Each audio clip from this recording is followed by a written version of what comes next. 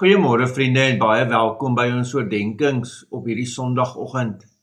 Ja, onthou dis vanoggend ons Kerssangdiens hier in Wenen, 9uur, so daar's nog tyd. As jy gou regmaak, kan jy nog betyds in Wenen wees. Ons nooi almal van u.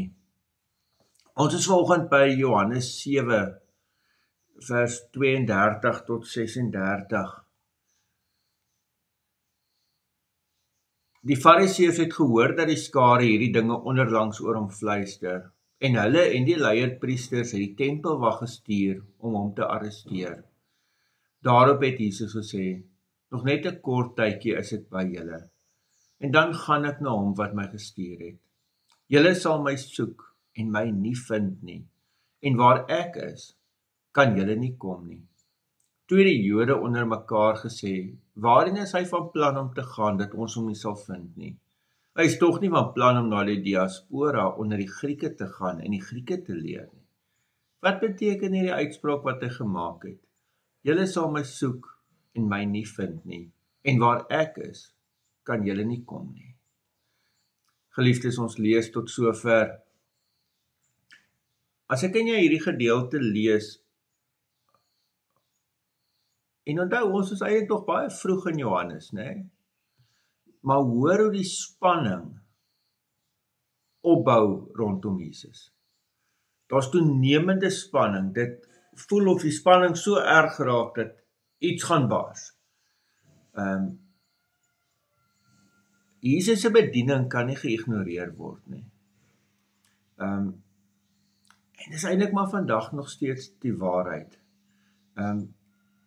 Ander ding wat vir my baie duidelik is in hierdie teks, is dat Jesus is in beheer. Ek gaan na hom wat my gestuur het. Jesus leef met hierdie duidelike fokus, hierdie duidelike visie, gehoorsaamheid aan die Vader, maar hy is in beheer van dit. En dan, een van die hardste uitsprake in die Bybel. Julle sal my soek, maar julle sal my nie vind nie.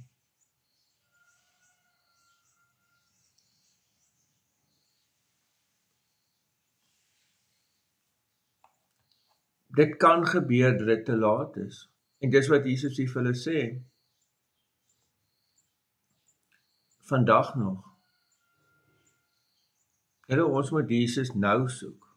En jy moet hom nou vind. Daar gaan 'n tyd kom wat dit te laat is. Wat jy nie meer kan soek, nie meer vind nie. As ek en jy tot sterwe kom, is daar nie nog 'n geleentheid nie. Daar's nie nog tyd van, wag, nou kan ek regmaak nie. As die Here Jesus weer kom, is daar nie nog tyd nie. Daar gaan 'n tyd kom wanneer ons hom nie meer kan vind nie. Daarom is daar so baie ander tekste in die Bybel wat sê, soek hom terwyl hy nog te vind is. Né? Hierdie is 'n harde uitspraak, maar is iets wat ons dalk moet dit dalk oorweeg. En die realiteit van dit, die waarheid van dit, besef. Ek sien in hierdie teks, mense verstaan nie God se planne, mense verstaan nie die evangelie nie. Nee, daar's totale verwardheid oor wat Jesus bedoel. Ek dink die waarheid van die woord verstaan ek en jy net onder leiding van die Heilige Gees. Net as ek en jy eers ons lewe totaal vir Jesus gegee het. Hoe mag jy dit doen? Amen. Here almagtige God, baie dankie ook vir die teks. Here, dankie dat ons vir U kon vind. Ons wil net aan U vashou.